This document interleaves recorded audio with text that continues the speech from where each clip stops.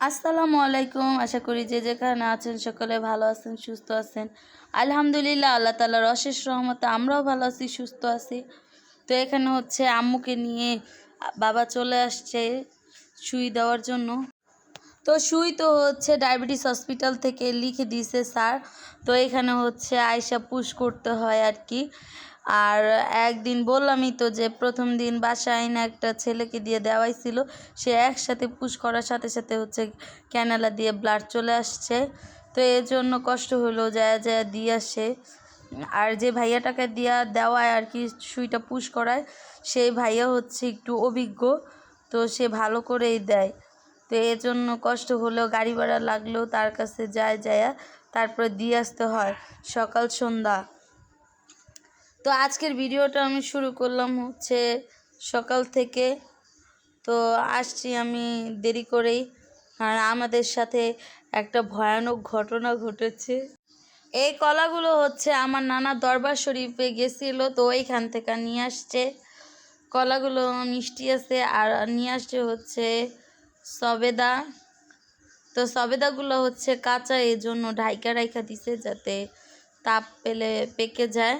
তো এখানে হচ্ছে দুপুরে খাওয়ার জন্য ভাত চড়ে দিছে, আর এখানে হচ্ছে গতকালকের ডাল ছিল, ডাল গরম করতেছে। আর হচ্ছে তরকারি আছে, এই তরকারি দিয়ে খাবার খাওয়া হয়ে যাবে দুপুরে।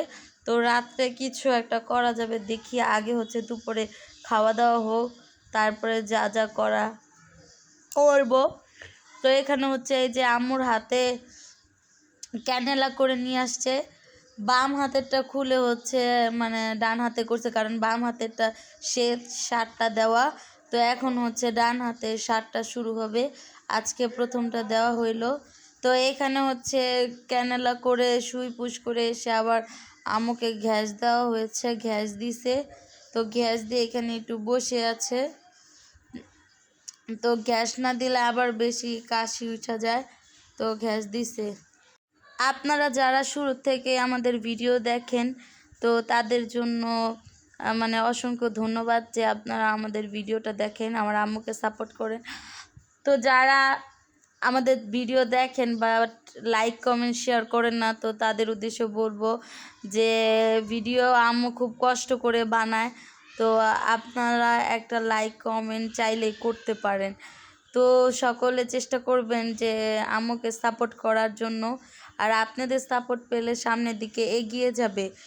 আর আপনারা যদি সাপোর্ট করেন, এখন যেভাবে ভিডিও বানায়, হ্যাঁ, তো সামনের দিকে আগ্রহী হবে, আরও ভালোভাবে করার চেষ্টা করবে, তার আগ্রহ জাগবে যদি আপনারা সাপোর্ট দেন। আর একটা মানুষকে এগিয়ে নেওয়ার জন্য যথেষ্ট শুধু তাকে একটু সাপোর্ট করা, এটাই যথেষ্ট, তাই না? তো এখন হচ্ছে দেখেন অন্ধকার হয়ে গেছে, এখন প্রায় 3টার কাছাকাছি বাজে। তো মনে হইতেছে যে রাত্র হয়ে গেছে, দেখি মেঘে কালো আকাশ ঢেকে আছে। তো আমি ভাবলাম দেখি ওই রুমে যাই, দেখি হ্যাঁ পুরাই অন্ধকার। তারপর লাইট জ্বালিয়ে দিলাম। এখন ঘড়ির দিকে তাকায় দেখলাম যে না, 3টাও পুরা বাজে নাইকা। এই সময়ের মধ্যে একেবারে অন্ধকার হয়ে গেছে। তো এখন তো বৈশাখ মাস, যে কোনো সময় হচ্ছে ঝড় বৃষ্টি নামতে পারে, কোনো টাইম টেবিল লাগে না। আর এখানে হচ্ছে এই যে থালা বাসন সব কিছু করে এলোমেলো হয়ে আছে। তো আমি আবার আসলাম বারান্দায় দেখতে যে বৃষ্টি পড়ে কি না। দেখি এখন ফোঁটা ফোঁটা পড়তেছে, মানে এখনও শুরু হয় না, ফোঁটা ফোঁটা একটু একটু করে পড়তেছে। তা আমি আবার আম্মুকে বললাম যে বৃষ্টি শুরু হয়ে যাবে। তো আমার আবার টেনশন লাগে যে রাত্রে আবার চলে যাব, ভারী বৃষ্টি হলে তখন আবার পানি হয়ে যাবে, যেতেও কষ্ট হবে। তো এই বলতে বলতে আম্মুর সাথে কথা বলতে বলতে দেখি বৃষ্টি পড়তেছে। তো বৃষ্টি পড়া দেখে ভাবতেছিলাম যে আসলে এই সময় যদি একটু খিচুড়ি খাওয়া যেত অনেক ভালো হতো। তো কি আর করা, দুপুরে তো খাবার রেডি আছে, আর এখন চাইলেও খিচুড়ি রান্না করা যাবে না। তো ভাত তরকারি এগুলো সব থেকে যাবে, এজন্য আর কিছু করলাম না। তো আমাদের সাথে একটা ভয়ানক ঘটনা ঘটছে, এটা নেক্সট কোনো ভিডিওতে আপনাদের সাথে শেয়ার করব। তো আজকের ভিডিওটা কেমন লাগলো এই বৃষ্টির মৌসুমে, সকলে আমাদের কমেন্ট করে জানাবেন। তো ভালো থাকবেন, সুস্থ থাকবেন, আল্লাহ হাফেজ।